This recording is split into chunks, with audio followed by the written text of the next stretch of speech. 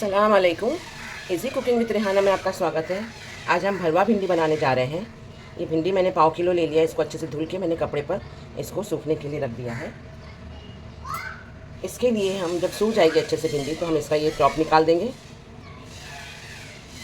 और ये इस तरह से इसका ये तेल निकाल देंगे और इसको अच्छे से बीच में से इसको ऐसे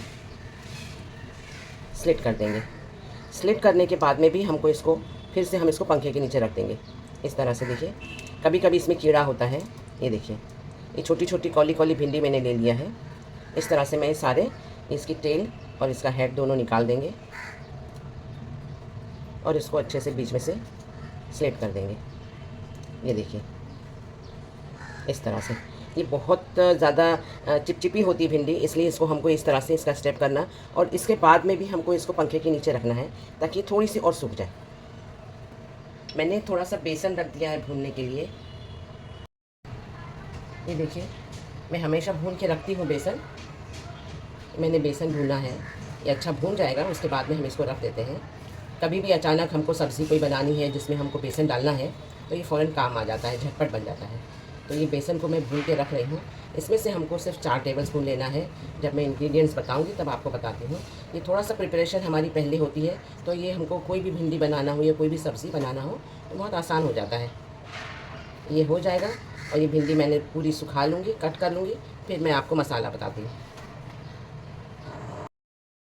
ये भिंडी को मैंने अच्छे से सुखा कर देखिए इसमें ये मैंने इसे स्लेट लगा दिया है। इस तरह से सारी भिंडी को सुखा के मैंने इसे स्लेट लगा दिया है। ये मैंने मसाला ले लिया है। सबसे पहले तो मैंने ये 3 टेबल स्पून बेसन ले लिया है। भिंडी पाव किलो है मेरी, 3 टेबल स्पून बेसन ले लिया है। इसमें मैं ये 1/4 टीस्पून अजवाइन डाल रही हूँ। बेसन है इसीलिए अजवाइन डाल रहे हैं। ये देखिए अब इसमें मैंने ये 1.5 टीस्पून अमचूर पाउडर लिया है और 1/4 टीस्पून मैंने इसमें हल्दी ले लिया है।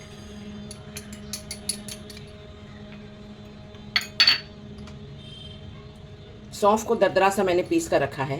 ये हमेशा काम में आती है इसलिए मैं इसको हमेशा पीस कर रखती हूँ।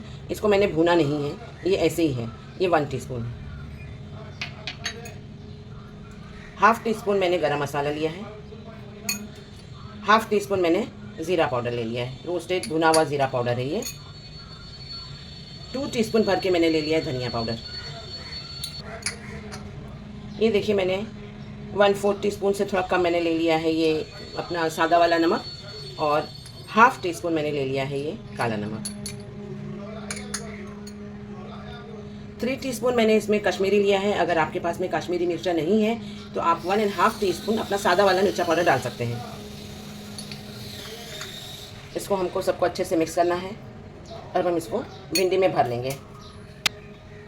पाउडर को अच्छे से आप मिक्स कर लीजिए। ये देखिए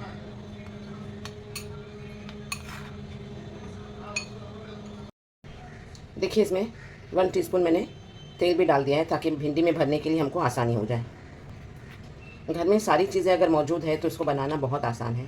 आप भिंडी को अच्छे से धुल कर सुखा कर आप उसको कपड़े पर रख सकते हैं, काट के रख सकते हैं। इसको मसाला रेडी है तो आप इस तरह से मिक्स कर लीजिए। इसको और टेस्टी और चटपटा बनाने के लिए मैं इसमें पेरी पेरी मसाला डाल रही हूँ। बहुत अच्छा लगता है। 1 टीस्पून आप पेरी पेरी मसाला डाल दीजिए, ये और टेस्टी हो जाएगा। बस हम इसको भर लेंगे और इसको फ़ौरन हम फ्राई कर लेंगे। भरने के बाद में हम इसको नहीं रखेंगे। बहुत चटपटी खट्टी अच्छी सी लगती है ये। अमचूर आप अपने हिसाब से डाल सकते हैं। मैंने 1.5 टीस्पून डाला, आप 2 टीस्पून डालिए, आप 2.5 टीस्पून डालिए। ये बहुत अच्छी लगती है। बहुत खट्टा अगर नहीं पसंद करते हैं तो आप इतना ही डालिए। ये देखिए इस तरह से आप भिंडी को करिए और ये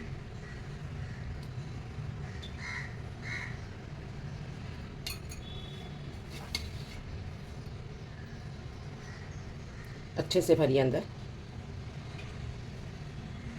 ये देखिए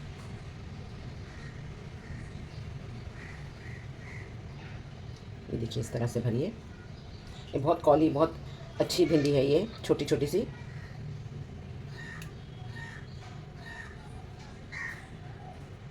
ये देखिए इस तरह से।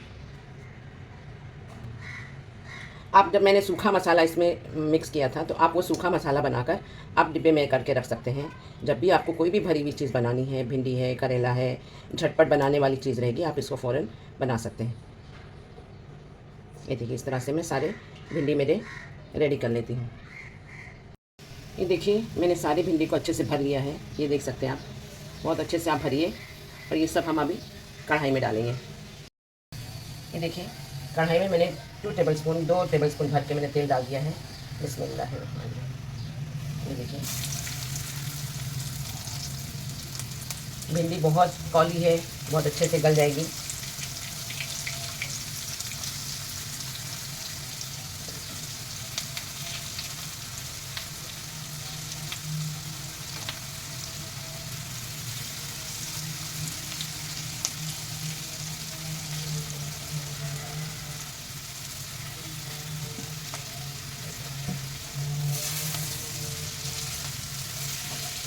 थोड़ा सा हम 2 मिनट हाई फ्लेम रखेंगे, 1 मिनट, और फिर इसको स्लो करके हम धीमी आंच करके भिंडी को अच्छे से फ्राई होने देंगे।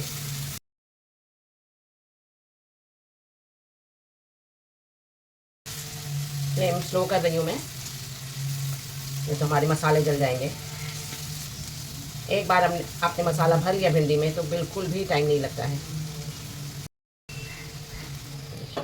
एकदम स्लो फ्लेम पर हम इसको 2-4 मिनट रखेंगे। बचा हुआ मसाला मैं इसके ऊपर से डाल रही हूँ।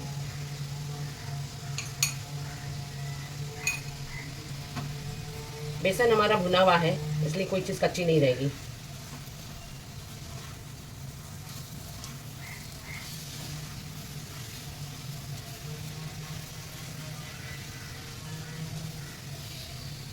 बस हम इसको ढक कर स्लो फ्लेम पर 1-2-4 मिनट के लिए रख देंगे।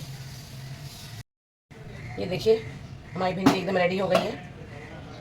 एक नींबू मैं निचोड़ रही हूँ इसमें, बहुत टेस्टी लगती है।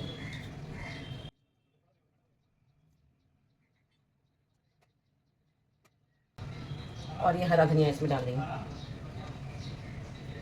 बस हमारी भिंडी एकदम रेडी हो गई है। देखिए, ये कहीं से जली नहीं है, कहीं से कुछ नहीं, इसमें कोई एक ड्रॉप पानी नहीं डाला है। ये देख सकते हैं आप। ये ऐसे ही चपाती के साथ में, या हमारे दाल चावल खाते हैं उसके साथ में, ये ऐसी सूखी भी अगर आपको खाना है तो आप खा सकते हैं, बहुत टेस्टी लगती है।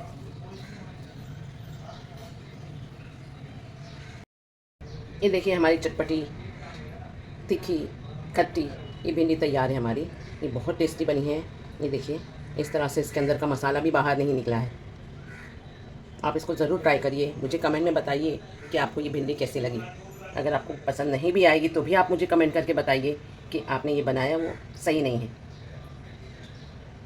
आपको मेरी रेसिपी पसंद आई हो तो लाइक, शेयर, कमेंट और सब्सक्राइब ज़रूर करिएगा। Thank you.